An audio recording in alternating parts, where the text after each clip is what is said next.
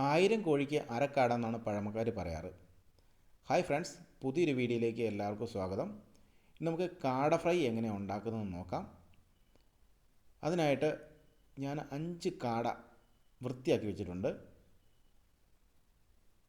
ഇനി നമുക്കത് ചെറിയ പീസുകളാക്കി മുറിച്ച് വെക്കാം. പെട്ടെന്ന് വേകാനും മസാല പിടിക്കാൻ വേണ്ടി ചെറുതാക്കി മുറിക്കുന്നതാണ് നല്ലത്.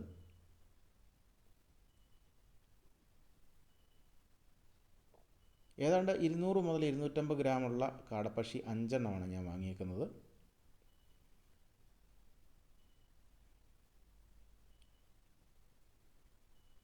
നമ്മുടെ കാടപ്പക്ഷി എല്ലാം മുറിച്ചു. അതിലേക്ക് നമുക്ക് മുളക് പൊടി, കുറച്ച് ഉപ്പ് ഇപ്പോൾ ചേർത്ത് നന്നായിട്ട് തിരുമ്മി വെക്കാം. നമുക്കൊരു 10 മിനിറ്റ് റെസ്റ്റ് ചെയ്യാൻ വെക്കാം. പെരിഞ്ജീരകം, കുരുമുളക്, കറുവപ്പട്ട, ഏലക്ക, ഗ്രാമ്പൂ, കരിവേപ്പില, ഇഞ്ചി, വെളുത്തുള്ളി, പച്ചമുളക്, പച്ചക്കുരുമുളക്. ഇനി നമുക്ക് ഇഞ്ചിയും വെളുത്തുള്ളിയും പച്ചക്കുരുമുളകും കൂടെ നന്നായിട്ട് ചതച്ച് വെക്കാം.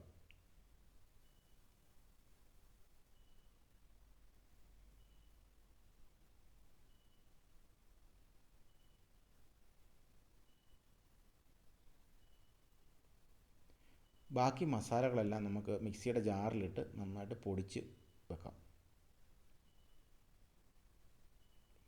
എപ്പോഴും പെരിഞ്ജീരകം വെച്ചിട്ട് കൂടുതൽ ചേർക്കുന്നതാണ് നല്ലത്. ഇറച്ചിക്ക് ഏറ്റവും ടേസ്റ്റുള്ള സാധനം പെരിഞ്ജീരകമാണ്.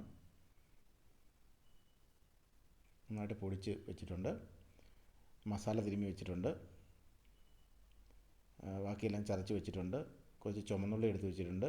കരിവേപ്പില, പച്ചമുളക്. സ്റ്റൗ കത്തിച്ച് ഒരു ചീനിച്ചട്ടി അടുപ്പിലേക്ക് വെക്കാം.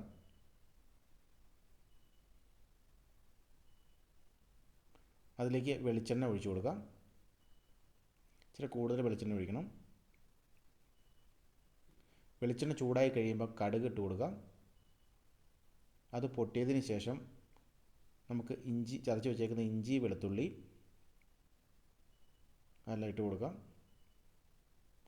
ഇനി നമുക്ക് പച്ചമുളക്, ചുമന്നുള്ളി അവ ഇട്ട് കൊടുക്കാം. പൊടിച്ചു വെച്ചേക്കുന്ന മസാലക്കൂട്ട് അതിലേക്ക് ഇട്ട് കൊടുക്കാം. ഇനി നമ്മൾ മസാല പെരട്ടി വെച്ചേക്കുന്ന കാട ഇറച്ചി അതിലേക്ക് ഇട്ട് കൊടുക്കാം. കുറച്ച് എക്സ്ട്രാ കുരുമുളക് പൊടി അതിൻ്റെ മുകളിൽ വിതറി കൊടുക്കാം.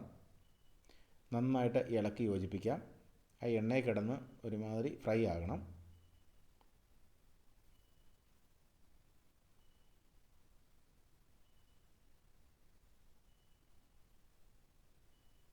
നമുക്ക് കുറച്ച് കരിവേപ്പില വിതറി കൊടുക്കാം. വീണ്ടും ഇളക്കാം നന്നായിട്ട്. നമുക്ക് ഒരു മൂടി വെച്ച് കുറച്ച് നേരം വേവിക്കാം. ചോട്ടി പിടിക്കാതിരിക്കാൻ വീണ്ടും നമുക്ക് ഒന്ന് ഇളക്കാം. എണ്ണയൊക്കെ നന്നായിട്ട് വലിച്ചെടുത്തിട്ടുണ്ട്. ഇനി നമുക്ക് കുറച്ച് മഞ്ഞൾപ്പൊടി ഇട്ട് കൊടുക്കാം. നന്നായിട്ട് ഇളക്കി യോജിപ്പിക്കാം.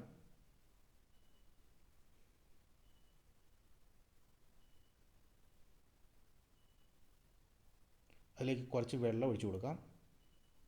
കുറച്ച് വേകാനുണ്ട്. മൂടി വെച്ച് നന്നായിട്ട് വേവിച്ചെടുക്കാം.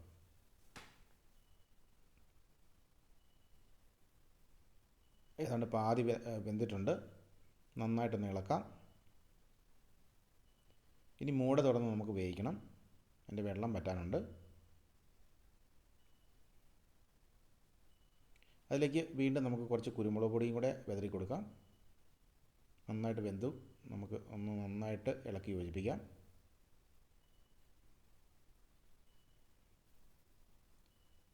നമുക്കങ്ങ് വാങ്ങാം. നമ്മുടെ കാട ഫ്രൈ റെഡി ആയിട്ടുണ്ട്.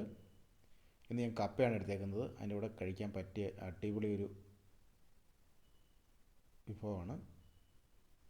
നിങ്ങൾ തീർച്ചയായിട്ടും ട്രൈ ചെയ്യണം. അടിപൊളി ടേസ്റ്റാണ്. Thank you.